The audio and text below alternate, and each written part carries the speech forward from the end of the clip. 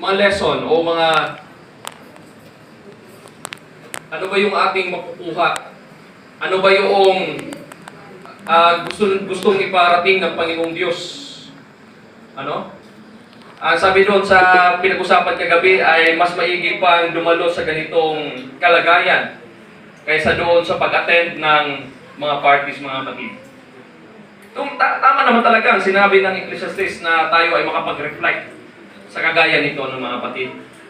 At kung merong mang balita na ayaw nating mapakinggan sa ating mga tahanan o dumating sa ating mga tahanan, ay ang kagaya nito, na mawala ang ating mahal sa buhay. So tayo po mga kapatid, as Seventh-day Adventist, atin po ding nasaksihan ang buhay ni Sister Millie po, ano?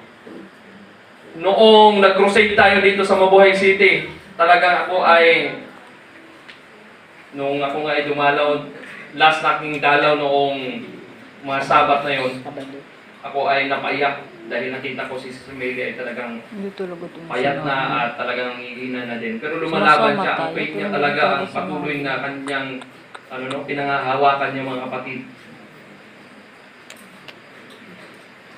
Kung titingnan po natin si Sister Millie ay natutulog lamang. Nagkaroon po ba kayo ng refleksyon mga kapatid, lalo sa kagabi, ano? What if kung buhay natin ay dito lang, mamaya ay hanggang doon lang? Ikaw ba ay ready na mga kapatid? Tayo ba ay handa na? Na tayo ay mawala? Hindi pa, no mga kapatid? Parang ang hirap. Meron akong naalala na isang kapatid sa aking napagdaanan na iglesia. Sabi niya, Pastor, pag ako ay namatay, gusto ko, Pastor, ang aking suot ay nakapajama. Dahil ang sabi ng Biblia, ang kamatayan ay parang natutulog lamang. Ang sabi ng kapatid nito, Pastor, gusto ko pag ako ay namatay, ang aking susuotin pag ako ay namatay, nakapajama ko. Dahil gusto ko pagmulat ng aking mata, ang Panginoong Diyos mismo ang aking makikita. Para nga namang natutulog mga kapatid.